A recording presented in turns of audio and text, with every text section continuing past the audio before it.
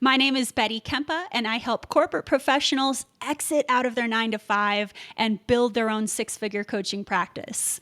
Today, I want to talk to you about the 5 mistakes that coaches make that prevent them from hitting that six-figure mark and replacing their corporate income. Mistake number 1, not enough niche. Okay. So a niche is something that targets a distinct segment of the market. It's your specialty. It's your I help who with what coaching statement. Your niche encompasses a certain demographic and also a specific goal that you're helping them to solve. Now, many coaches go way too broad. They want to be everything to everyone, and they're afraid that if they niche down, they're going to lose potential clients. It's actually the opposite that occurs. When you stay broad in your coaching practice, you appear as a generalist. And the fact is, people want to hire a specialist to solve their very specific problem. Specialist will command a higher price point.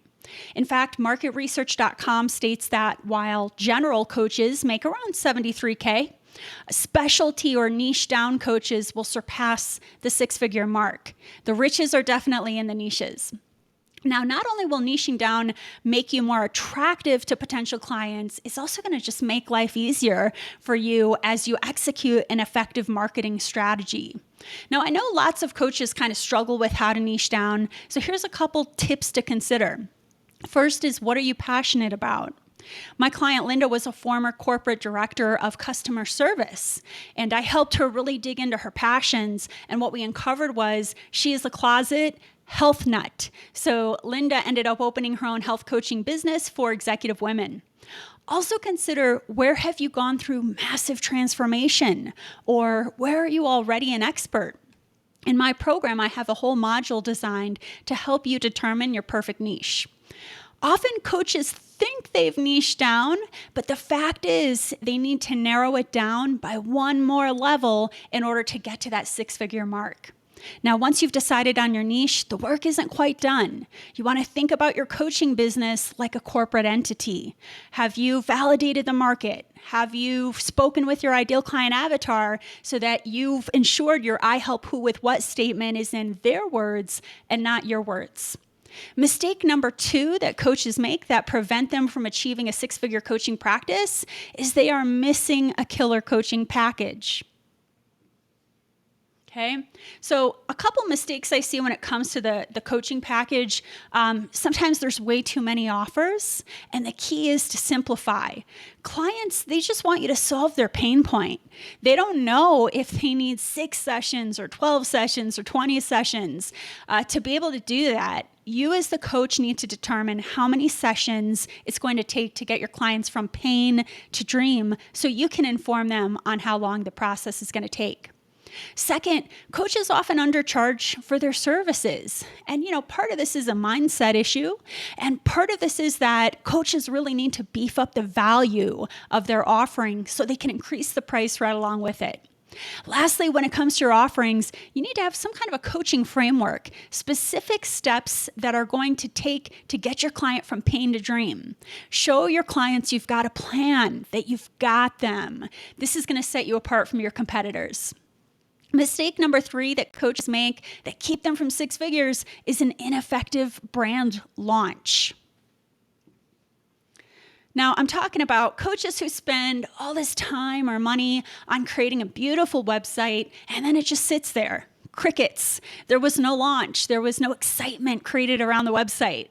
Now, I used to work in corporate communications in the retail industry, and when we opened a new store, there was a grand opening launch. I'm talking about postcards with special coupons, giveaways, balloons, excitement. So think about your coaching business like a store grand opening. An effective grand opening strategy is going to be also including writing compelling website copy to engage your audience. Now, I see the same kind of website mistakes that are hurting coaching businesses. The copy on the homepage is not hitting on the client's pain and the dream. The layout of the website isn't conducive to converting clients. It's not branded correctly.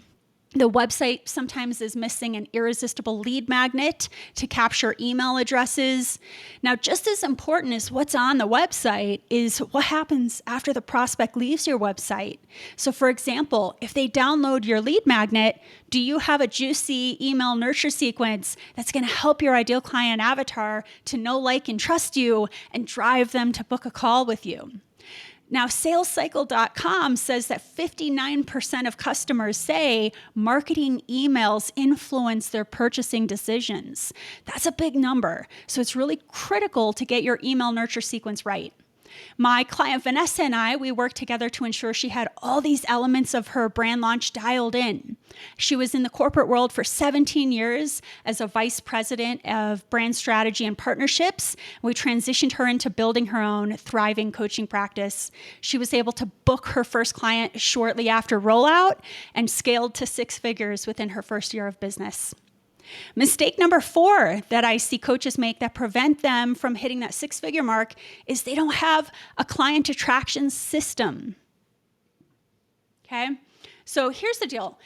The truth is there are a million ways to attract clients. And that's part of the struggle, is that as coaches, we have a million people in our ear telling us that their way is the right way. And before we know it, we're suffering from shiny object syndrome, bouncing from one client attraction method to another with fingers crossed that something's going to work. Now, the thing is, a lot of these strategies could work, but the problem is that coaches lack a system to effectively implement these strategies. Now, as a coach and a business owner, you don't want to be waking up on a Tuesday with a to-do list a mile long, wondering, gee, what do I need to focus on today? 6-figure coaches have a system that's on autopilot to attract clients. Now, this is going to include various elements such as consistent outreach with an effective outreach script, weekly training content, meaning at least once a week, same day, the same time, your ideal client avatar should know to expect some kind of training content from you, which is going to position you from a place of authority in the marketplace. Part of this client attraction system should also include repurposing your content, creating a content marketing calendar, and batching your content creation. You're going to make life so much easier on yourself by doing this. It's really important to get the social media element dialed in.